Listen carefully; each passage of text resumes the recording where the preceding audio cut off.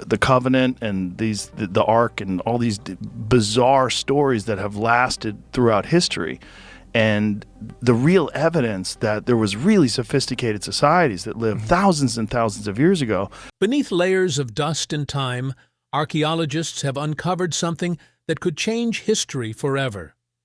Deep inside a long-hidden chamber, they say they found a mysterious golden object, eerily resembling the legendary Ark of the Covenant. Could this really be the sacred relic described in the Bible? Or is there another explanation for what was discovered beneath the ancient ruins?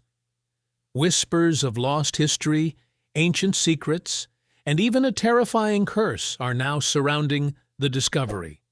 And if you love mysteries like this, make sure to subscribe to the channel and turn on notifications, because what we're about to uncover gets even more shocking.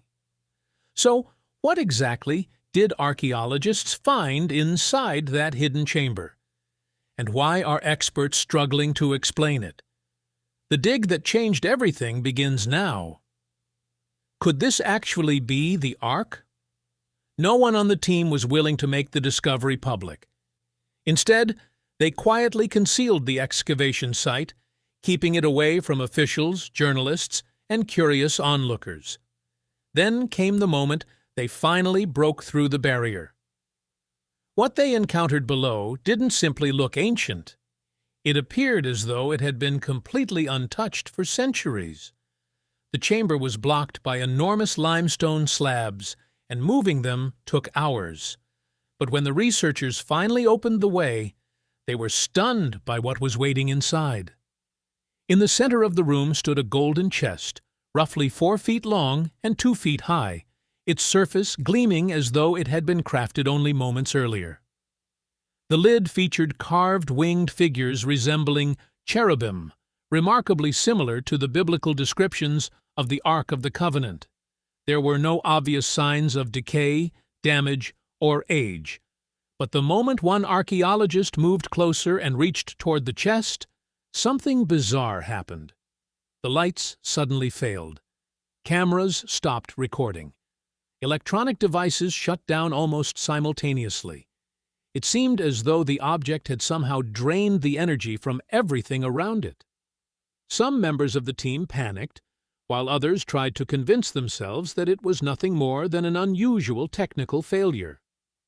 Then they lifted the chest carefully and noticed ancient Hebrew markings engraved beneath it. Whatever they were looking at, it didn't appear to be an ordinary replica or a modern fabrication. But the discovery was about to become even more disturbing. Heavy black soot covered the walls of the chamber, suggesting that a massive fire had once swept through the room. Yet the golden chest appeared completely unaffected. There were no burn marks, no ash covering its surface, and no visible damage. Surrounding the chest, however, were dozens of human skeletons. Some appeared to have curled up in terror, while others were positioned as though they had been trying to escape from something. Strangely, there were no obvious wounds and no weapons nearby.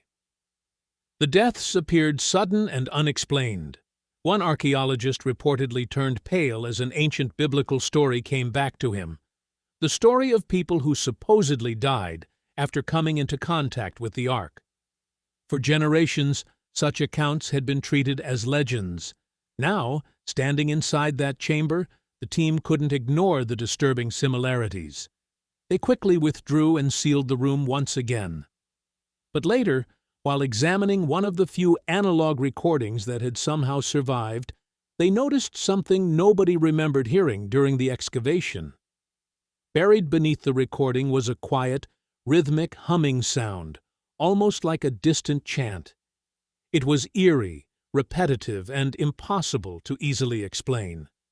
That strange audio would soon become the foundation of a theory capable of frightening even the most skeptical members of the team. So, what happened when scientists finally attempted to study the mysterious artifact? That's where the story becomes even stranger. The researchers were determined to understand what they had discovered, but the artifact seemed almost impossible to analyze. X-ray examinations failed to produce useful results, while chemical testing offered no clear answers. Even the materials appeared unusual. The golden exterior supposedly didn't correspond to any familiar alloy, while the wooden material beneath it didn't seem to match any known tree species. It was almost as though the chest had been constructed from materials that shouldn't exist. Then scientists detected something even more unusual: a weak but consistent electromagnetic field surrounding the object. The field wasn't fluctuating randomly. It appeared to pulse at regular intervals, almost resembling the rhythm of a heartbeat. Initially, researchers believed it might be harmless, but within several days, people who had physically interacted with the chest began reporting disturbing symptoms. One after another, they described unusually vivid dreams, some peaceful and beautiful, others deeply frightening. Then came nosebleeds and episodes of temporary blindness. One researcher reportedly collapsed while speaking and whispered that he could hear voices singing from somewhere inside the chest. Despite these alarming developments, the team continued their investigation. They were determined to learn the truth before authorities intervened. That intervention eventually came without warning. Soldiers arrived and immediately secured the area. The mysterious chest was removed under heavy security and placed inside a lead-lined container bearing nothing but an unfamiliar black symbol. The researchers' equipment was confiscated. Satellite imagery connected to the site reportedly disappeared, and within a day, the entire team had been separated, questioned, and pressured into signing strict confidentiality agreements. Suddenly, it was as though the excavation had never taken place. But one technician refused to remain silent. His name was Daniel Knox, and before disappearing, he uploaded a desperate video to the internet. In the recording, he claimed that soldiers had transported the chest and that a ship was being prepared to take the mysterious crate away. By the following day, the video had vanished. Daniel's phone stopped working and he himself disappeared from public view. But before that happened, Daniel had managed to send one final piece of evidence to someone he trusted. It was an old manuscript, reportedly copied from a scroll discovered near the mysterious chest. The document was handed over to a trusted contact in Jerusalem, and what it supposedly contained opened an entirely new chapter in the mystery. According to the manuscript, the object was not the only hidden secret. It described another concealed location beneath a mountain where two ancient temples had once stood: the Temple Mount. Because of its enormous religious and political importance, even proposing an excavation there would be extraordinarily dangerous. Yet the manuscript contained a remarkably specific claim. Beneath the cornerstone, supposedly hidden during the time of the prophet Jeremiah, was another chamber, a kind of mirror room. For years, a controversial professor from Tel Aviv had claimed that such a hidden chamber existed. Most people dismissed his ideas as conspiracy theories, but after the manuscript surfaced, his old claims suddenly attracted renewed attention. A small research team eventually began surveying the area using concealed scanning equipment, allegedly brought in piece by piece. What their instruments detected was enough to make even skeptics pause. Beneath the layers of ancient stone, they reportedly identified an area producing unusually concentrated magnetic radiation. The pattern seemed unnatural, and even more disturbing was its apparent similarity to the electromagnetic activity previously associated with the mysterious chest. The location also appeared to correspond with the description contained in the ancient manuscript. The researchers may have only uncovered the first layer of the mystery. Whatever could be hidden beneath that sacred mountain, the evidence seemed to suggest that it had remained concealed for an extraordinarily long time, and perhaps, after centuries of silence, it was finally beginning to reveal itself. So, what else could they have uncovered that was never supposed to be discovered? Stay with us, because the trail leads to a forgotten map, a mysterious photograph, and a warning that sounds almost impossible to ignore. For years, an unusual artifact displayed inside an Israeli museum attracted little attention. It was a gold-plated plate covered in unfamiliar symbols, catalogued simply as a ceremonial or ritual object. Most people saw it as decoration, but one determined researcher decided to compare those symbols with descriptions found in an ancient manuscript. What he discovered completely changed the meaning of the artifact. The plate may not have been decorative at all. According to his interpretation, it was a map. The strange markings appeared to form a star-like pattern crossed by a winding route. When the design was compared with an old map of the Temple Mount from the Crusader period, the route seemed to line up with a network of sealed tunnels that had gradually disappeared from historical memory. If the interpretation was correct, these markings were not random symbols. They represented a coded pathway leading toward something hidden beneath one of the most sacred locations on Earth. The discovery also seemed to connect with an ancient tradition preserved by Ethiopian priests. According to their long-standing claims, the Ark of the Covenant was transported centuries ago to Aksum, Ethiopia, where it was supposedly placed inside a small, heavily guarded chapel. Tradition even says that a single monk was assigned to protect it and was never allowed to leave. For a long time, historians largely dismissed the story. But then, documents connected to a secret Allied mission during the 1940s reportedly resurfaced. The operation was supposedly intended to recover culturally important artifacts from locations across the Middle East.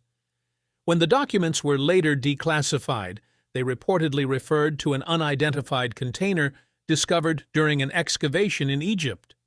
The object had no clear museum record, yet one name repeatedly appeared in the paperwork: Dr. Emery Foster, a mysterious archaeologist who some believed may have inspired the fictional character Indiana Jones. Foster's final report allegedly described something extraordinary: a brilliant golden object that, according to his notes, should never be moved. And then the report simply stopped. The final page was missing, the exact location was classified, and no further information appeared to survive. For decades, the story remained buried until a retired American intelligence officer reportedly sent a package to a Jerusalem journalist named David Lewin. Inside the package was a blurry Polaroid showing what appeared to be a golden chest surrounded by individuals wearing protective suits. Written on the back were the words, Cine 1968. Alongside the photograph was a map containing several circled locations, one of which reportedly overlapped with an area identified by a modern radar scan only months earlier. Lewin began following the trail. He examined old Crusader maps, contacted former Vatican archivists, and even tracked down people who had once worked at Masada. But the deeper he investigated, the more unusual the story became. According to a letter hidden inside the package, the Ark had supposedly been moved 3 separate times since the Second World War. Even more astonishing was the claim that it had recently been returned to its original chamber beneath the Temple Mount. Why it had been moved in the first place, or why it had supposedly been brought back, remained unknown. Then came the final warning in the letter. They are preparing. Something is coming. Not long afterward, Lewin reportedly discovered another package waiting outside his home. There was no sender and no return address. Inside were silver shekels dating to the Second Temple period. But these coins were unlike the heavily handled artifacts normally displayed in museums. They appeared remarkably pristine, almost as though they had been hidden away and protected from the outside world for centuries. If these stories contain even a fragment of truth, whatever remains beneath Jerusalem could be far older, stranger, and more dangerous than anyone expected. But this wasn't the first time someone claimed to have discovered the Ark of the Covenant. Long before this alleged investigation, an Adventist explorer made a claim that shocked believers and archaeologists alike. Did he actually find the legendary Ark? Keep watching, because his story is one of the most controversial chapters in the search for the lost relic. For centuries, people of faith have asked the same haunting question: where is the Ark of the Covenant today? According to biblical tradition, the Ark was a sacred chest covered in gold and associated with the stone tablets containing the 10 Commandments. The commandments believed to have been given to Moses. But among the many theories surrounding its disappearance, few have been as controversial as the claim made by an Adventist explorer named Ron Wyatt. On January 6, 1982, Wyatt, who was an amateur archaeologist and Adventist explorer, announced that he had made an extraordinary discovery. He claimed he had located the actual Ark of the Covenant, not merely a clue or an ancient artifact resembling it, but the sacred chest itself. According to Wyatt, the object was hidden inside an underground chamber beneath the ancient city of Jerusalem. And his claim became even more extraordinary because of the location he identified. He believed the chamber was directly beneath the site where Jesus of Nazareth had been crucified. Wyatt argued that this was not a coincidence. In his interpretation, the location of the Ark was connected to an ancient prophecy and the events surrounding the crucifixion. Historically, the Ark had been associated with the First Temple, commonly known as Solomon's Temple. But in 586 BCE, Babylonian forces under King Nebuchadnezzar invaded Jerusalem, destroyed the temple, and devastated much of the city. After that catastrophe, the Ark disappeared from the historical record. No confirmed account tells us what happened to it. Wyatt believed the chaos of the Babylonian siege offered a possible explanation. As Babylonian forces surrounded Jerusalem and established massive defenses around the city, Wyatt suggested that the Israelites could have used underground passages to move important objects without being detected. Some ancient tunnels in the region have survived, and archaeological excavations have uncovered pottery fragments, tools, and other ancient objects within underground spaces. But Wyatt's claim went far beyond those discoveries. He believed that during the Babylonian attack, the Israelites had secretly carried the Ark into one of these underground passages and placed it inside a chamber that was eventually sealed and forgotten. According to Wyatt, he had managed to identify that hidden location. Naturally, the claim immediately attracted controversy. Many archaeologists and historians rejected the story, arguing that there was not enough reliable evidence to verify such an extraordinary discovery. Others remained intrigued by the possibility, especially because the disappearance of the Ark remains one of the great unresolved mysteries of ancient history. Some religious groups and supporters continued to take Wyatt's story seriously, especially because they believed it connected with old manuscripts, unusual radar readings, and the theory that the Ark had been hidden beneath a hill known as Golgotha, the location traditionally associated with the crucifixion of Jesus. If Wyatt's interpretation was correct, the Ark could have remained concealed beneath one of the world's most sacred cities for more than 2,000 years, hidden directly beneath the feet of generations of people. And now, with newer scans and reports of an unusual magnetic field in the surrounding area, some researchers and believers have begun asking an unsettling question. What if Wyatt's controversial claim was based on something real?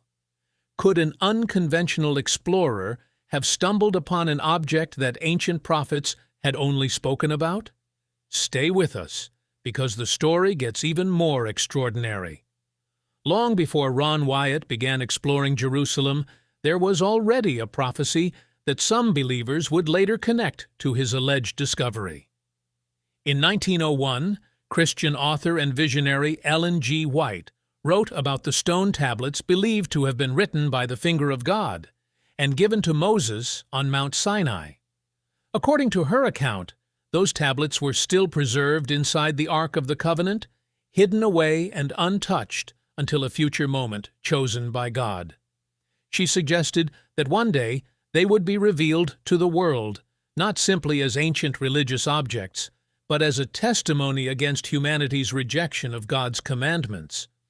For many Bible students, and particularly for Ron Wyatt, these words seemed far more significant than ordinary religious symbolism. Wyatt connected the prophecy with the biblical idea that God reveals hidden matters through his prophets. In his view, the fact that White had written about the hidden tablets decades before his own alleged discovery was too specific to simply ignore. To him, it appeared to be a possible divine clue pointing toward something that had yet to be uncovered. During his excavation work, Wyatt's first major discovery was reportedly an unusual stone structure protruding from the surrounding rock. He believed it might have been connected to an early Christian place of worship, possibly dating back to the 1st century. If that interpretation were correct, it could suggest that some of the earliest followers of Jesus recognized the area as having extraordinary spiritual importance. Then another discovery caught his attention. Wyatt's team reportedly identified 4 rectangular openings cut into the rock that he interpreted as possible post holes associated with Roman crucifixions. Executions were known to have taken place in the region, but one feature immediately stood out to him. One of the openings appeared to sit slightly higher than the others. Wyatt believed this could have been intended for the central and most important person being executed. According to the Gospel accounts, that person would have been Jesus. But the discoveries didn't end there. Wyatt claimed that a square stone had been placed inside the central opening, almost like a plug or stopper. The stone reportedly had grooves or grips that made it easier to remove. When Wyatt examined the area beneath it, he said he discovered a significant crack extending through the bedrock. The location of the crack seemed especially important to him because it appeared to run beneath the position where he believed the central cross had stood. Wyatt immediately connected this feature with the Gospel of Matthew, which describes an earthquake occurring at the time of Jesus' death, and says that rocks split apart. To Wyatt, the possibility was extraordinary. He believed the physical crack could have been a surviving trace of that biblical event. If his interpretation was correct, the discovery represented more than an archaeological curiosity. Wyatt believed it could be a physical connection between biblical prophecy, the crucifixion, and the long-lost Ark of the Covenant. But could ancient symbols and underground structures really have guided him toward such an extraordinary discovery? That's where the story takes an even stranger turn. The moment Wyatt claimed to find the Ark. After his earlier discoveries, Wyatt's exploration reportedly led him into a hidden network of caves and passages beneath Jerusalem. He believed these underground spaces formed part of an ancient system that had been sealed and forgotten for generations. In a 1999 interview conducted shortly before his death, Wyatt described his determination to search through the underground area. He said that once he identified the location, he intended to explore every tunnel and chamber until he either discovered the Ark or proved that it wasn't there. According to Wyatt, that moment came on January 6, 1982, at approximately 2 in the afternoon. He claimed that he finally located the Ark. But the object wasn't sitting inside an impressive temple or ceremonial room. Instead, Wyatt described a cramped chamber filled with layers of debris. He believed the room contained objects associated with the First Temple, including furniture, animal hides, wooden pieces, and stones. Everything appeared to have been piled together, almost as though someone had attempted to conceal the contents quickly during a moment of danger. Wyatt interpreted the chaotic arrangement as evidence that the Ark had deliberately been hidden for protection. And beneath those layers, he claimed, was the object he had spent years searching for: the gold-covered chest resting silently in the darkness. Then he noticed something that he considered even more significant. A crack in the ceiling appeared to run directly above the location of the ark. Inside the opening, Wyatt claimed to have seen a dark substance that resembled dried blood. He believed that some of the material had traveled downward onto the stone structure surrounding the chest. Wyatt developed a remarkable explanation for what he believed had happened.